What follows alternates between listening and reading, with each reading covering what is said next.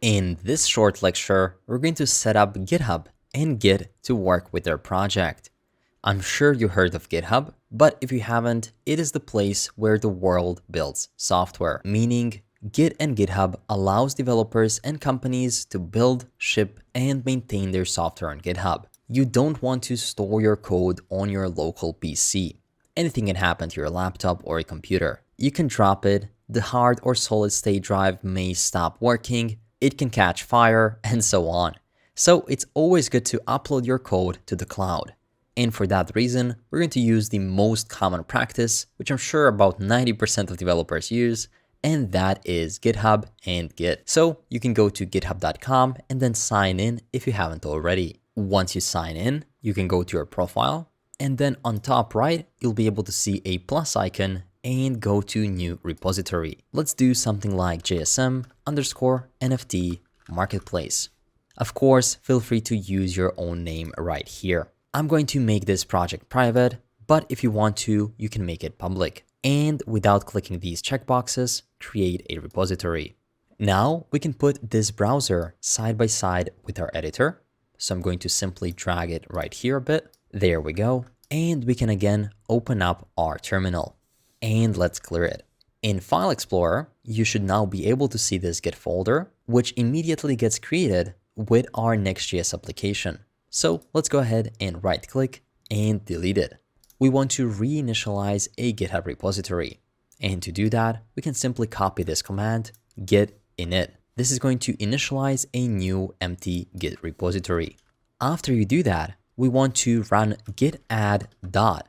But before we run that, we want to make sure that only the files and the code that we want to get published gets published. We don't want to simply push everything. For that reason, we can go to File Explorer and then .gitignore. Instead of here, you can specify the code that you don't want pushed to GitHub. We have some basic things such as node modules and also environment variables.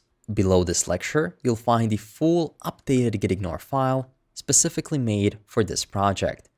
We're going to again do similar things such as disable the pushing of env, disable the push of the build folder, node modules, and a special .secret file, which we're going to create later on. Once you copy and paste it, we can continue with the deployment process by running the command git add dot. Then you can copy the next command, git commit m first commit, and simply run it. We can also run all the other commands, such as branching to the main branch, doing a git remote add origin, and finally git push u origin master. Again, I'm just copying all of the lines. And as soon as you run the last command, you should be able to reload your browser and see all of your code right here. We can also click this little arrow right here to edit our README. Instead of all of this, I'm simply going to leave the initial heading, and it's going to say hash NFT marketplace platform.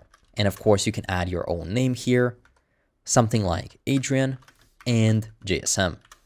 Of course, put your own name right here. Finally, you can commit changes. There we go. Now we have our own GitHub repository for this project, and you're going to use this throughout the entirety of the course. I would strongly urge you that whenever you make some changes, you commit them. That is the best way to keep track of your code and make sure that something doesn't get lost.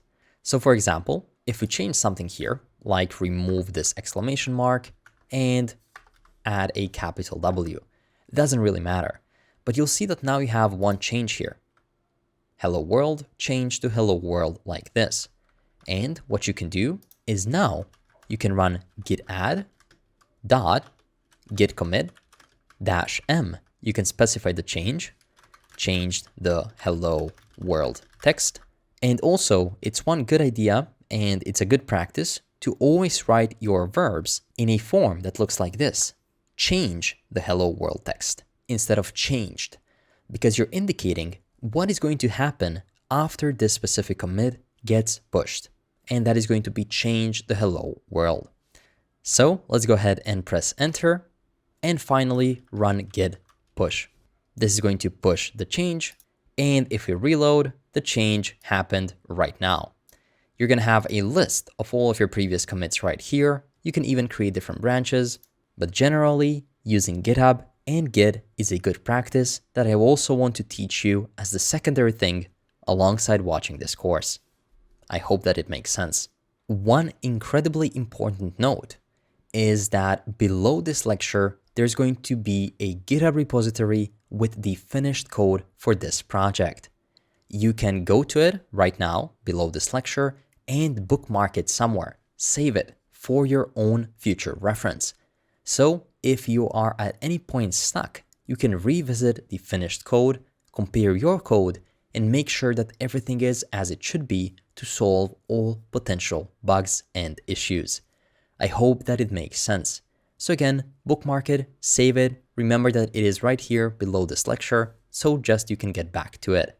Hopefully that makes sense, and that's going to reduce the amount of bugs that you have.